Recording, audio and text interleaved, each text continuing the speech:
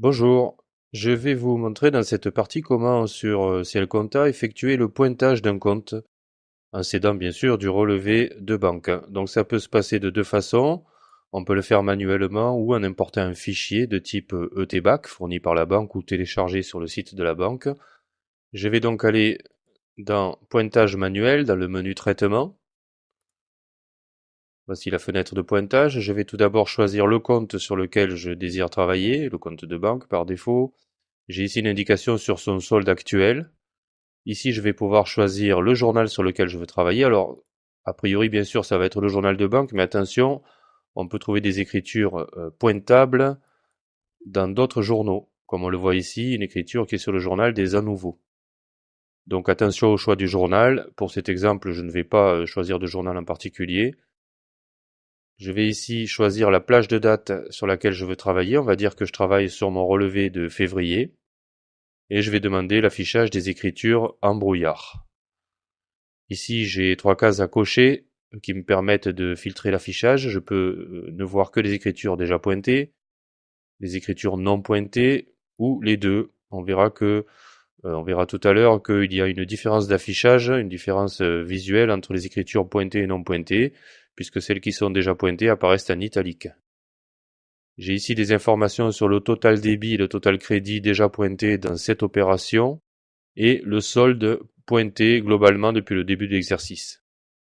Si je retourne sur ma plage de date qui commence au début de l'exercice, je verrai que effectivement, dans les écritures pointées, j'en ai une ici dont le montant, puisqu'elle est seule, constitue le solde déjà pointé, et c'est bien le montant qu'on retrouve ici.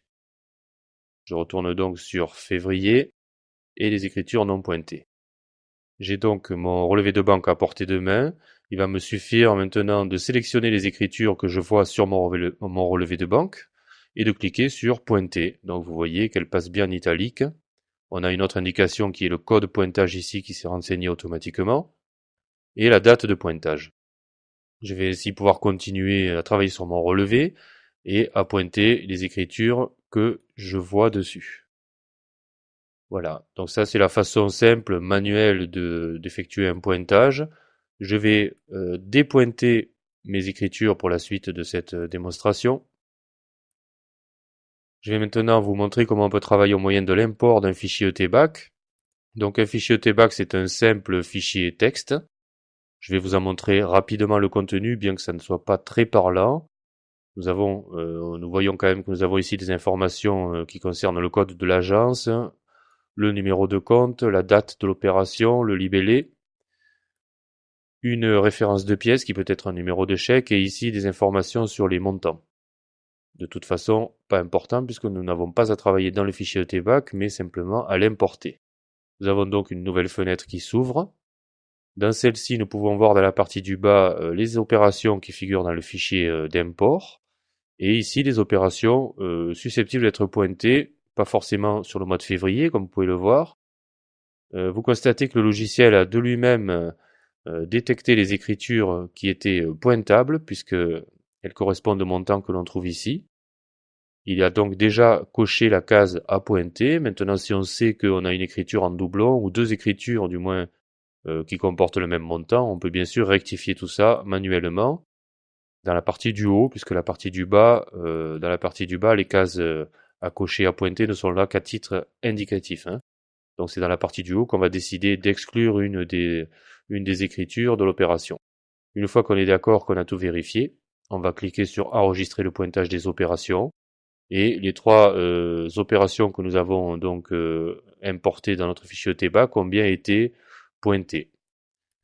Je peux voir ici qu'elles sont dans la partie écriture pointée et maintenant dans les écritures non pointées, nous n'avons plus d'écriture.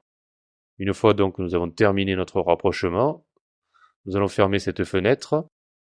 Et pour terminer, une petite astuce, je vais ouvrir ma liste des écritures et je vais afficher deux colonnes qui ne figurent pas encore dans ma liste. Donc bouton de droite sur un des titres de colonne, bouton de droite et bouton de gauche, modifier les colonnes.